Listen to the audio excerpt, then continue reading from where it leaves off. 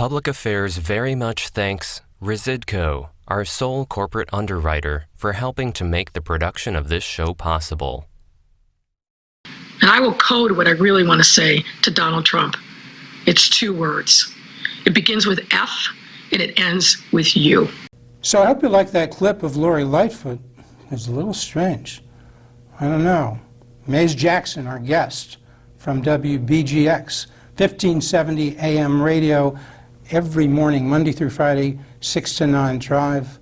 Maze Jackson, you left WVON in part because of that woman, Lori Lightfoot.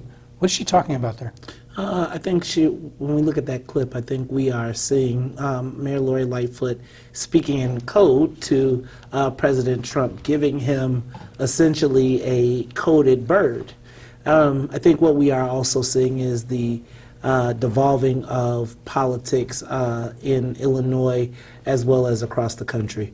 The mayor, I left WVON recently because I was told I could no longer offer any criticism of our mayor. I think as the leader, as the head of our city, the mayor, regardless of race, creed, color, deserves to be praised when she does right, and when she does wrong, I think she needs to be criticized. I think all of our politicians need to be held accountable, particularly at this unique time and place for black people. So yes, I think what we saw with the mayor giving the president the FU is kind of really is really where we've devolved to in the city of Chicago, quite frankly. So that is the coarsening of the culture. It is the coarsening of the language of discussion. There were things going on in Chicago, and Black Chicago needed an outlet. Our morning show was the place that they gave that outlet. Once that outlet was not favorable to the mayor, we were summarily shut down. But you're not shut down because now you're at WBGX. Now it's every morning, the morning drive, 6 to 9 a.m., Monday through Friday. It's you, it's Todd Stroger, it's Sonia Escobar, and Ruthie. And Ruthie Moore. But I heard you say 7 of the 9 last weekends, right? Yes, 7 of the 9. Roughly 60 shootings, 12 to 15 fatalities every weekend, and I'm assuming this is usually almost exclusively on the south and west side of Chicago? I would say a little bit north side? I'd say a little bit north side, exclusively south and west side, but not exclusively south and west side. But one of the things that I think we got to get out of is by just saying south and west side, that becomes code for black. I think also what you have to also think about is there are also Latinos and Latinas mixed in that same, is there, communities. Give me a number. What is it? I would say ballpark. 70, 30, 60, 40. And that, so it's 70, with the 70 being black on black and the 30 being Hispanic on Hispanic? No, I would mix some white folks sometimes in there too. There is a white folk in there? There's not a white folk. There's white some, folks shoot each other too. There's some shooting, there's some white on white. Okay, but mostly this mix is involving relatively low-income people. Mm-hmm. It's not a race thing, and the low-income people tend to be in this mix on the south and west side, Hispanic and black, in large part. I would agree with that. And the only thing I'm asking is, I haven't heard you talk so much, it doesn't seem to me, maybe it's I'm missing the Monday shows, about the shootings and about the homicides and how terrible that is. Am I missing it? Like earlier this week, we're taping this on July 22nd, it was all about ComEd and Madigan. So then that's important, but I think that first of all, ComEd Madigan was the biggest story over the entire weekend. Last Friday in my and then the big story that we're talking about was what we're talking about happened last night. So if you would have listened today, then you would have heard that our whole show pretty much got wiped out because people were talking about the violence that occurred in our community. How many shootings? How many shootings last night? How many people were shot in one shooting? 15 people were shot in one shooting at a funeral home. Now, 74th and Carpenter? 79th and 79th and Carpenter. Okay. 79th and Carpenter. Which is south side. Actually right out in front of a very good friend of mine's establishment. What happened there? There was retaliation for a gang. There was gang retaliation. But let's go back, Jeff, because I think, hold on. Hold on, because I think what we like to do is shape a narrative. I think what Okay. you've got is concentrated poverty in these communities that has been compounded year after year after year after year, and it is now exploding. When you see disinvestment in our communities, when you see that they have taken the schools away, when they have taken these outlets and taken away the people that may have let that mediation happen, then I think we expect these explosions to happen. But wait, is that any worse than it was last year? Because I don't think we had this rate of homicide and shootings last year, a year ago. Am I wrong on that? Did we have it and we just weren't talking about No, it? I think that Or did it get worse in the last year? I think it's gotten worse in the last The shootings year. got worse, the homicides. 100%. But I not, think but not, excuse me, but not the other thing you mentioned, the poverty, the low quality education. That was bad then, that was bad now. Why I think are the it's shootings steadily. up? I think it's getting steadily worse? declining. Okay. However, when you say why are the shootings up? I think it's because we have gutted the experience and we have erased the experience that we learned the last time that we had these spikes in violence. And I think if you go back to 2016 when Rahm Emanuel was on TV crying and saying, oh, the children, I think there was a concerted effort to really work on strategies to reduce crime. I think that what has happened Rahm was now... doing that. Well, I think Rahm he was working with people. Now, Gotcha. I think what has happened now is that in this environment where we have said in the George Floyd and the COVID-19, there's become an anti-police sentiment that has occurred that has made the police pull back and make the people who would want to create crime move forward and feel like they have a carte blanche. All right, so let's go to cut 2 right now so we can visualize what Ms. Jackson just said. Is cut 2, that's Chatham, that's June 1, that's just at the beginning of the George Floyd era, if you want to call it that, just at the beginning of the protests and rioting and looting in Chicago. Let's take a look at cut 2, Southside Chatham. In the Chatham neighborhood, looters smashing windows and breaking into so many stores. We saw people running into grocery stores. This man even tried loading a refrigerator into his van. People who live in the neighborhood say the level of destruction is unlike anything they had ever seen.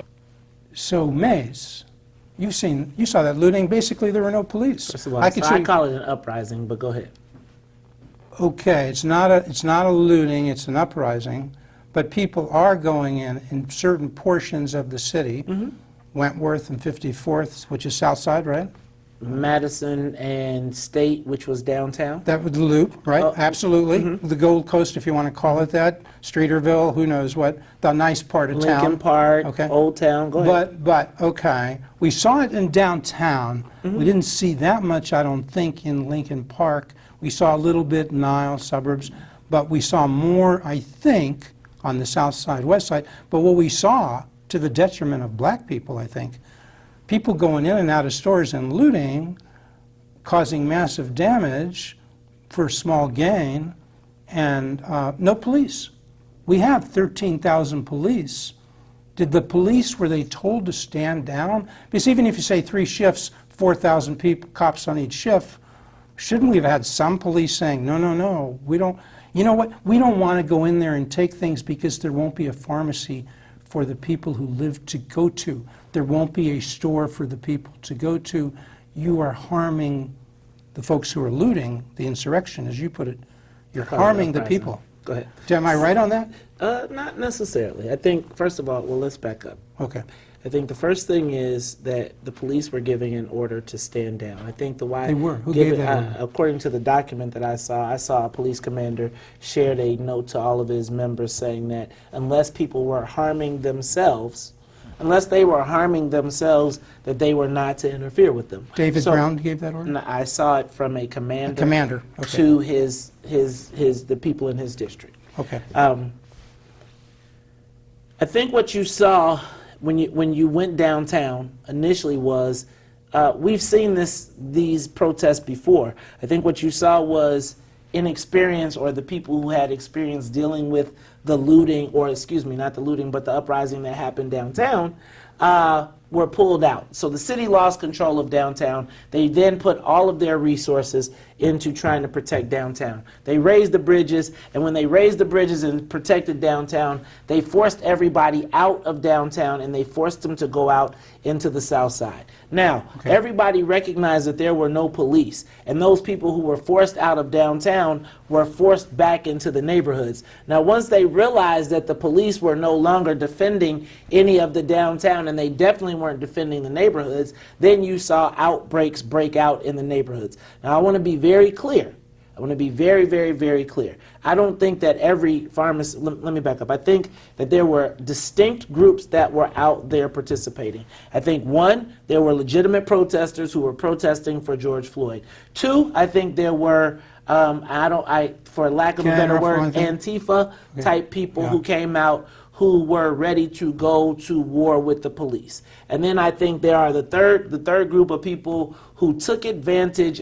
They were like, Jesus Christ, everything is open, and they took advantage of it. Who were those third? Because you said start with the white kids who came from the suburbs. You said there were and all protesters, and I'm talking about lootings. You said insurrection. Were there protesters in this insurrection looting? Because should we call looters looters, or should we call them protesters? Is there a difference? I think that there is definitely a difference. I think that, here's what I think. I think that when you look at the strategic strikes, I think when people are in poverty and you open up the doors to the places that have abused them over the last 20-umpteen years, if you go through a black community and you look at the people who actually got, quote unquote, as you like to call, looted, a lot of those locations have never invested in our community. They've only taken out of our community. So when you look at who really got hurt, when you look at really who got hurt, and I'll give you They the put a store there. Walgreens. Walgreens put a store there. I'll give you Shareholders Walgreens. put money there. I'll give you Walgreens, but No Walgreens investment. make millions of dollars as well. But hold on.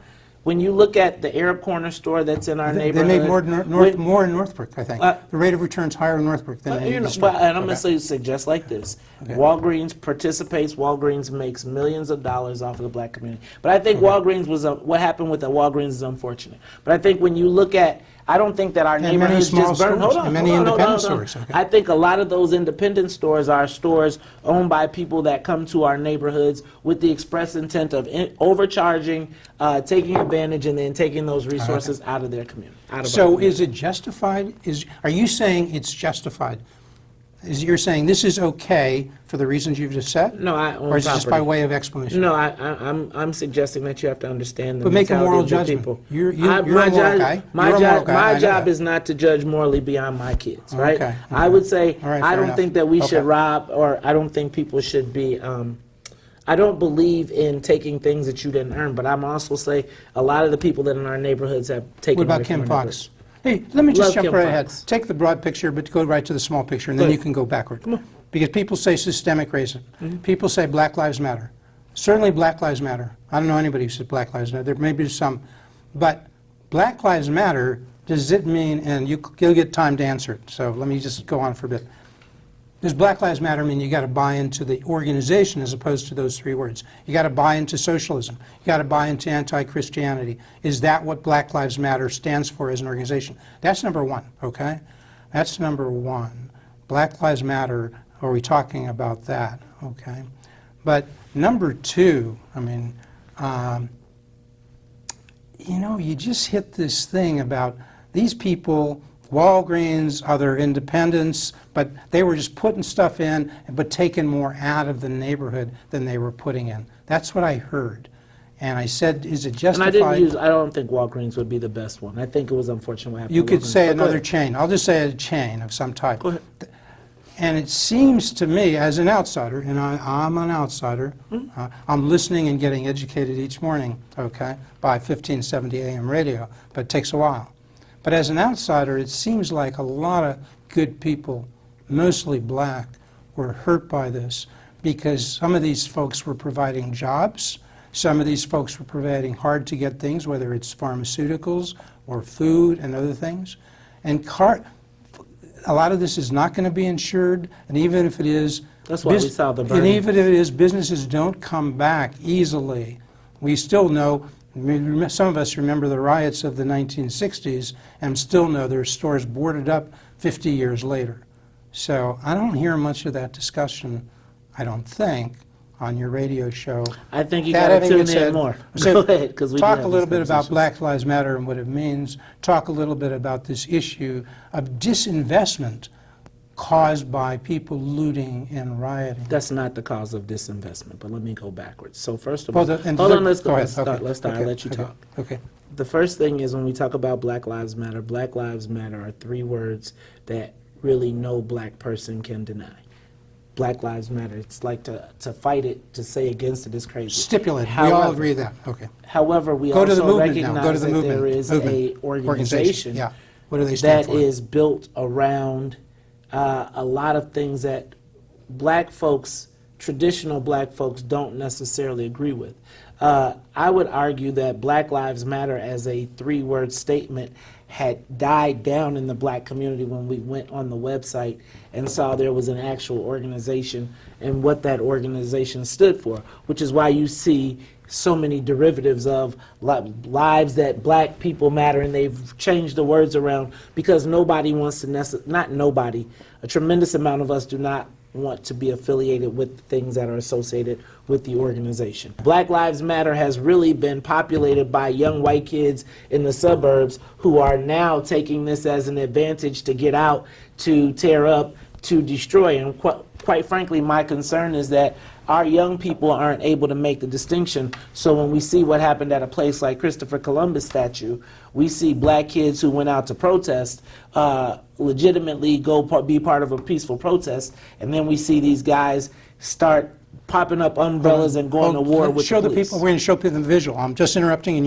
you'll take it coming out. Okay. So we're going to go to cut 3. This is July 17th. This is, I thought, I don't know who it is. Mays will tell us who these people were who were there, who were protesting, these people who apparently changed into black garb, these people who took out their umbrellas, these people who staged the rocks and frozen water bottles.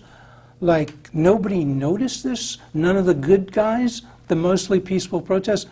Let's show this cut 3.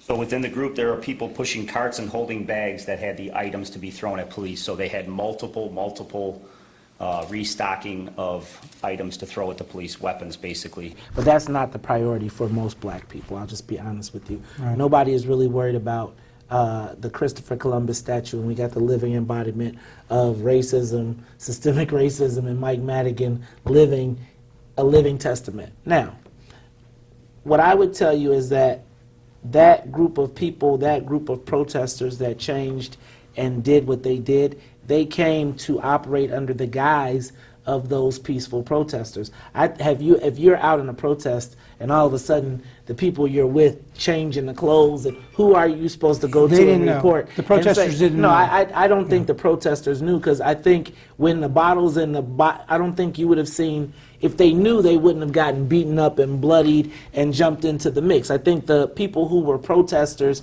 that turned into the quote-unquote Antifa, they had a plan, they had a defense, they had a strategy, from the umbrellas to everything else. I think the rest of the people had no clue what was going on. Is it time, we're talking July 22nd, for some people, white people, black people, hard-working people, blacks and whites and Hispanics, who are out there busting their tail to get a living, to take care of their family, to say, enough.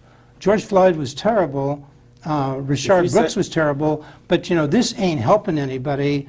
Is it time for the mayor to say, because the mayor first was with the ACLU and saying, oh, I see there was some police misconduct. Then she said it was vigilante something, I don't know what. And then I think, did she ever come around to saying what most people say? This was an ambush of the police. This is why the police are not coming out. I don't think she's ever acknowledged that the police are not coming out. I do think she acknowledged that it was an ambush. I think what we've got to do here is really recognize that the mayor has pinned herself in between a rock and a hard place, because she's tried to be on the side of the protesters, and then she needs the police. And it's like she kind of backdoors the police every time something happens. I think that what needs to happen is we need to get the bad actors out of this mix. And I would tell you that those bad actors are a lot of white kids from the suburbs who are whose parents are probably the people that they're protesting. I think that black Just kids stop know. and tell me how to get them out of there. How do you get these bad white kids out of this mix? Oh, How do you do it? Just tell me. I want you to do it the same way you would do it if it was bad black kids, Yeah, right? how do you do it? So Just if you say it, remember just say how, it. if you remember how they treated bad black kids, I think the moment that white kids start getting treated like black Just kids, say it. Just tell me. Just tell me. Use the words. what are you trying to get out of I'm me? What just do you trying want? to be. You're talking code, man. No, I'm not talking code at all. Tell me, how do we treat those? How do we treat those black kids that you want the white kids treated the same way? Just tell me. I think they should learn. Bash them, prosecute them, what? I do think they should be prosecuted. I Okay. do think State's that those Attorney, white kids. Kim Foxx. I think that those white kids. I think there's no repercussion right now for what is happening, and I think we have to, at some way, shape, or form, get back a hold of. Well, I just want to point out, since a lot of times people say systemic racism, give you a chance to answer that. As I look at this now, the state's attorney of Cook County is Kim Foxx, been there for 3 years. She's black, okay? The chief judge, Tim Evans, who the mayor used to say was a problem for having no bail and people getting confiscated with illegal guns, or their guns were confiscated, 6 hours later they were back in the street, and she said that was basically Chief Judge Tim Evans and Cook County Board President Tony Preckwinkle. Last time I looked, they're black. The superintendent of education is black. The mayor is black. So if it's systemic racism, are all those people I just mentioned racist? First of all, black people cannot, let me just say it really clear for the camera, black people cannot be racist. We do not have the economic power, we do not have the power to be racist. Racism... The mayor, the state's attorney, I mean, man, that's a lot of power. The mayor, superintendent of education, that's the a chief lot of perceived, police. That's a lot of perceived power. Let me suggest this. I think that one of the things that we as the black community is doing is really starting to question what is the outcome been of electing all of these black elected officials if we're going to remain the last in the 16 economic indicators across the city. When it comes to Kim Foxx, and I'm going to say Kim Foxx is a very good friend, I'd like to see some of those white kids get prosecuted a little bit more. But I think one of the things that Kim Foxx is working on right now that is part of the whole problem is that there has been a traditional mistrust and an abuse by the white power structure of black people utilizing the police and the state's attorney. And so I think we got a crisis of, right now, we've got a crisis of confidence in all government. And it's not just Kim Foxx, it is everybody from the top to the bottom. You can talk about Kim Foxx, and just like you're talking about Kim, we could talk about Mike Madigan, we could talk about Ed how Burke. about Mike Madigan? We could talk about Is Mike David. running the plantation? You know what, I'm going to suggest this. Because I do not want to denigrate the black elected officials. I got into that. Black caucus? I've gotten into that before in the name callings, and that would then imply that they are slaves. What I am going to suggest is that Mike Madigan has utilized his power as the head of the Democratic Party to confuse some of our black elected officials in what our self-interests are. And oftentimes, he has confused black elected officials into believing that the self-interest of black people is directly linked to the Democratic Party, which it is not. You say that one more time? The self-interest of black people is not directly linked to the Democratic Party. Does that mean they should sometimes, the black folks, black people, however you want to put it, African Americans, should they start thinking in the state's attorney race? You mentioned that Kim Foxx is a friend of yours. I respect that. But her critics, certainly the Republican critics who may support Pat O'Brien, there's a Republican nominee for state's attorney, he said she's not prosecuting violent crime. She's taking cases, or her assistant U.S. attorney, her assistant state's attorneys are taking cases on gun cases, and they're losing them, okay? She's not helping. That's what Pat O'Brien says. Now, you just said maybe the Democratic Party, of which Kim Foxx is a good part, is not helping the black people. Should you think about getting to know Pat O'Brien and wonder if he's going to prosecute white kids as well as black kids who are causing grief for black people, and you say what's in it for the black people, maybe what's in it for the black people is to support a Republican, Pat O'Brien? I have absolutely... For state's attorney? I have absolutely no interest in supporting Pat O'Brien for a state's attorney. I think that there is... because I believe in the mission that Kim Foxx has, quite frankly, and I believe that I think that we have had years and years and years of systemic racism that has happened from the time that Ed Hanrahan went in and killed Fred Hampton, all the way up to 1970s, all the way up to Anita Alvarez protecting the murderers of Laquan McDonald. Jason So Van I Dyke, think, yeah. so what I think is Kim Foxx has a priority right now that probably we need to have a conversation after this election about what needs to happen. You and Kim. Not just me and Kim, the black community, Kim, and we need to really have we need to have a real conversation about how we deal with the violence that is plaguing our community. So we have an internal issue that black folks, Kim Foxx being one of, needs to deal with. What should she do to right the ship? Here's what I would suggest. I would suggest, Mayor, you need to really build a rapport with the communities, all 77 communities in Chicago. I think that you've picked, she has decided that she is going to be the mayor of a certain segment of Chicago, and she's going to lecture the rest of us. I would suggest, Madam Mayor, on the black side, in the black community, we don't know anybody that you know that is making decisions that are relevant. You need to really start to build rapport with the community. Our investments, you spent almost $1 billion on crime prevention and never invested in the families and the strong black men that are actually trying to do it right. And Madam Mayor, I would also suggest that it is now time for you to be the mayor of all Chicago. Going to war with Donald Trump. Donald Trump is not our biggest issue, quite frankly. Okay, now I have a conversation with Chief of Police David Brown. He's only been here for 2 months. He's black. What should he be doing that he's not doing now? You know, I think we've got to give David Brown a chance. I can't suggest that.